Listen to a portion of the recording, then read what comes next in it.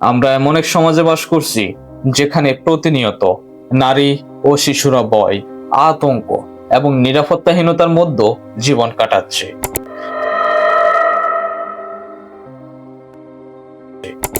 সময়ের সাথে সাথে সমাজে মানুষরূপী পশুর সংখ্যা দিন দিন বেড়েই চলেছে।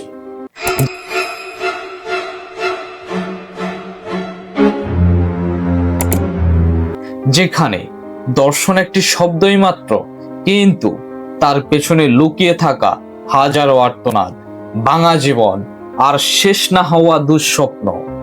এই ভিডিওতে আমরা জানবো এমন একটি দর্শনের চিত্র যা কাঁদিয়েছিল পুরো ইরাকবাসীকে।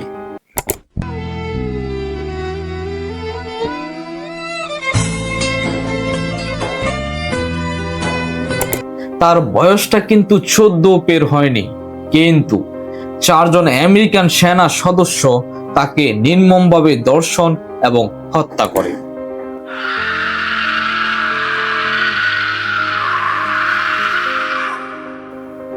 চলো তাহলে মূল ঘটনায় আসা যাক।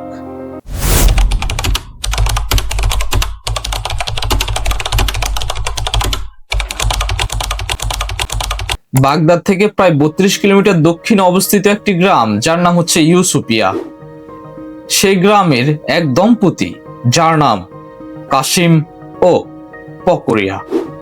তাদের মোট 4 জন সন্তান ছিল, 2 জন ছেলে এবং 2 জন মেয়ে।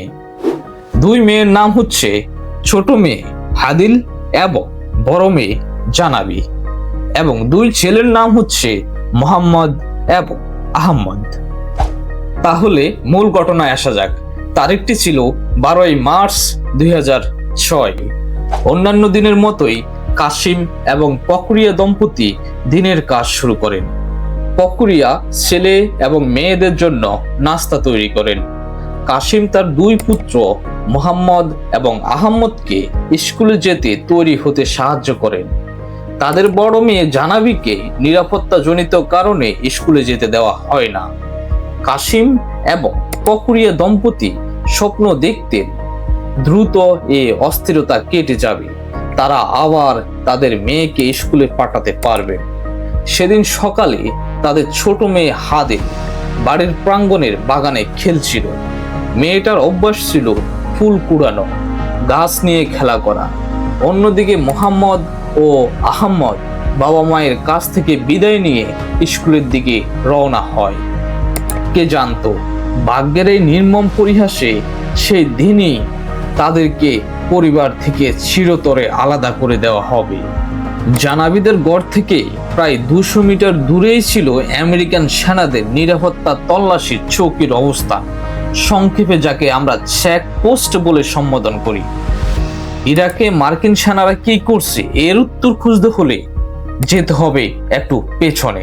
সালটি ছিল 2003, 19 মার্চ।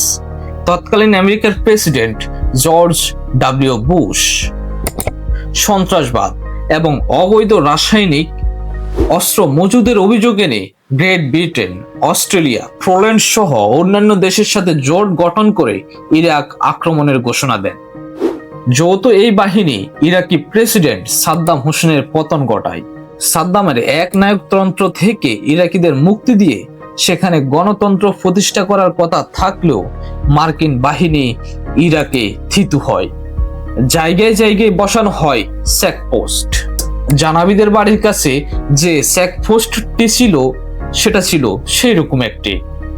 চেকপোস্ট থেকে জানাবিদের বাড়ি দেখা যাওয়ায় আমেরিকান সৈন্যরা জানাবিকে দেখতে শুরু করে। মেয়েটিকে নিরাপত্তাজনিত কারণে তার বাবা মা কখনো ঘর থেকে বের হতে দিত না।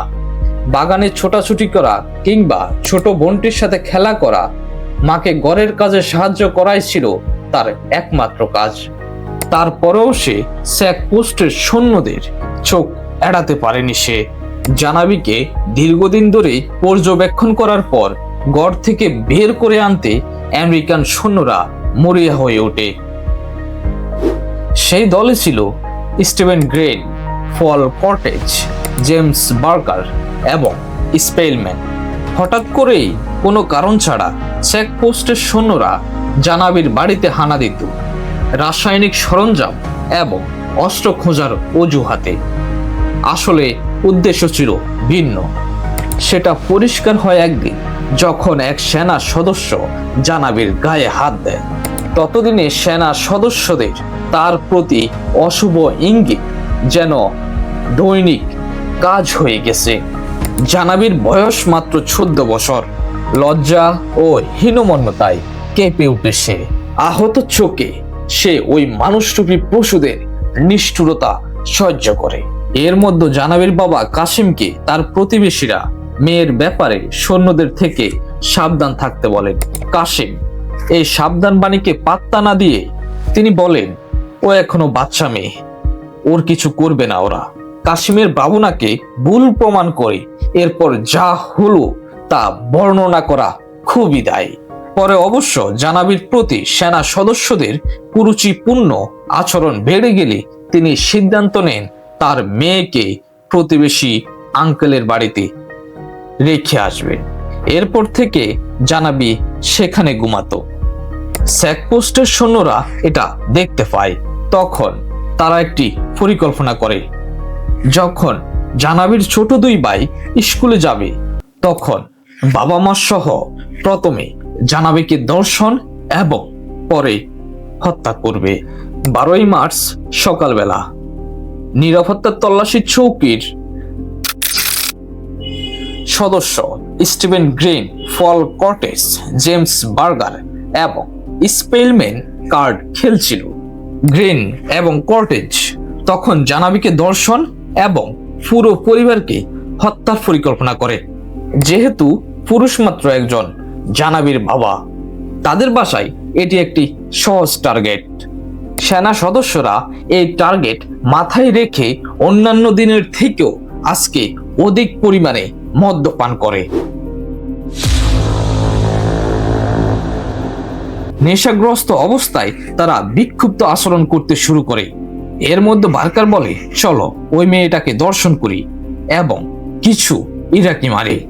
এই বলে তারা উঠে আসে এবং নিনজা সাজ সেজে নেয়। চেকপোস্টের আরেক সৈন্য ব্রেন হাওয়ার্ড মনে করেছিল তারা মজা করেছে অন্যান্য দিনের মতো। সে তাদের কথায় সায় না দিলেও পরে বাধা দেয়নি। হয়তো কিছুক্ষণ পরেই ঘটতে যাওয়া নৃশংসতার কথা তার কল্পনাতেও ছিল না। 2 ছেলেকে স্কুলে পাঠানোর পর কাশিম বাগানে তার ছোট মেয়ের সাথে গল্প করেছেন। জানাবি ও তার মা রান্না করেছিল। এর মধ্যে তারা দেখতে পায় অদ্ভুত পোশাক পরিহিত 4 জন লোক তাদের বাড়ি ঘিরে ধরছে। তারা যে চেকপোস্টের আর্মির লোক তা বুঝতে খুব বেশি সময় লাগেনি তাদের। এর মধ্যে গ্রিন ও স্পেলম্যান কাশিম ও তার ছোট মেয়ে হাদিলকে বাগান থেকে ঘরে নিয়ে আসে। তাদেরকে ধরে নিয়ে আসার পর সবাইকে একসাথে রাখা হলেও পরে জানাবির কাছ থেকে তাদের আলাদা করে ফেলে। তারপর তার বাবা এবং ছোট বোন হাদিলকে স্টিভেন গ্রিন খুব কাছ থেকে মাথায় গুলি করে হত্যা করে।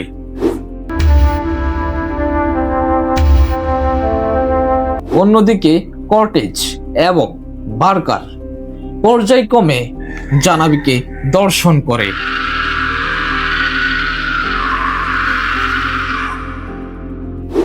জানাবি নিজেকে বাঁচানোর চেষ্টা করে, কিন্তু মানুষরূপী জানোয়ারগুলোর কাছে সে অসহায় হয়ে পড়ে। এর মধ্যে সে গুলির আওয়াজ শুনে এবং নিশ্চিত হয় তার বাবা আর বোনকে মেরে ফেলা হয়েছে।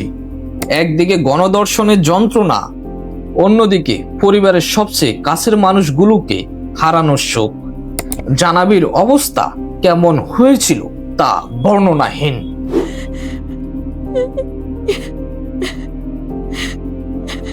সবাই জানাবিকে পর্যায়ক্রমে দর্শনের পর স্টিভেন গ্রিন তার মাথার খুব কাছ থেকে কয়েক রাউন্ড গুলি করে তাকে হত্যা করে।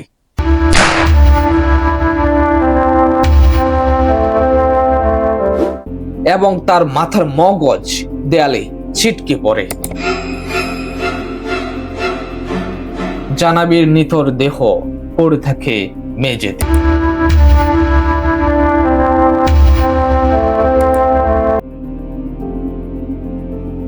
কিছুক্ষণ পরেই তারা জানাবীর মাকে মেরে ফেলে। মেয়েকে বাঁচানোর জন্য শেষ চেষ্টা করেছিলেন যিনি। আমেরিকার সৈন্যরা জানাবীকে দর্শন এবং পুরো পরিবারকে হত্যা করে তারা শান্ত হয়নি।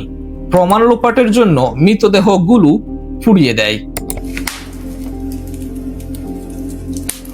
তারা নিজেরাই দর্শন ও হত্যা করে, কিন্তু সুন্নি আত্মঘাতীদের কাজ বলে চালিয়ে দেয়। এত নিষ্ঠুর ও অমানবিক কাজের জন্য তাদের বিন্দুমাত্র অনুশোচনা হয়নি, বরং চিকেন উইংস পার্টি দিয়ে তারা এই নিষ্ঠুর হত্যাকাণ্ডের উদযাপন করে। কথাই আছে, সত্য কখনো চাপা থাকে না। জ্যান্ত ফুল যেমন সুগন্ধি ছড়ায়, কিন্তু পৌঁছে গেলে ঠিকই দুর্গন্ধ ছড়ায়। স্টিভেন গ্রিনদের ক্ষেত্রে পরেরটি ঠিক সেরকমই। আমেরিকার আদালতে তাদের বিচার হয়। তাদের প্রত্যেককেই 5 থেকে 100 বছরের কারাদণ্ড দেওয়া হয়। ইতিমধ্যে নিজের হাতে গড়া ভাগ্যের শিকলে ঝুলতে হয় স্টিভেন গ্রিনকে।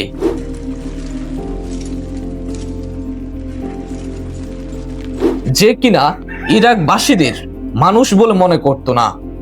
2014 সালের 15 ফেব্রুয়ারি অ্যারিজোনা সেলে গ্রিনকে ঝুলন্ত অবস্থায় পাওয়া যায়। ধারণা করা হয় প্রচণ্ড হীনমন্যতা ও মানসিক অবসাদগ্রস্ত হয়ে আত্মহত্যা করে সে। ইরাকের রাজনৈতিক এবং অর্থসামাজিক অস্থিরতার মধ্যেই জন্ম হয়েছিল আবির আল জানাবির। যুদ্ধ বিগ্রহ যেন তাকে আষ্টে পৃষ্ঠে বেঁধে রেখেছিল। উপসাগরীয় যুদ্ধ সমাপ্তির বছরেই তার জন্ম। দরিদ্র বাবা স্বপ্ন দেখতেন মেয়ে একদিন বড় হবে, বাগদাদে যাবে পড়াশোনা করতে। সেই স্বপ্নেই জল ডালে ইরাক যুদ্ধ।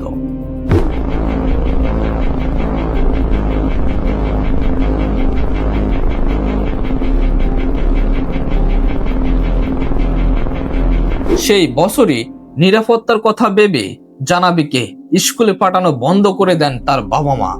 যে মেয়ের নিরাপত্তার জন্য এত কিছু, যাকে নিয়ে এত স্বপ্ন, তাকে শেষমেশ বরণ করে নিতে হলো নিষ্ঠুর এই পরিণতির।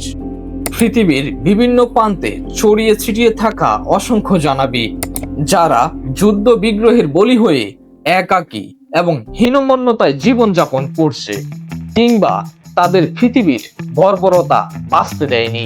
এই হাজারো জানাবীদের প্রতি রইল আকাশ সমান শ্রদ্ধা।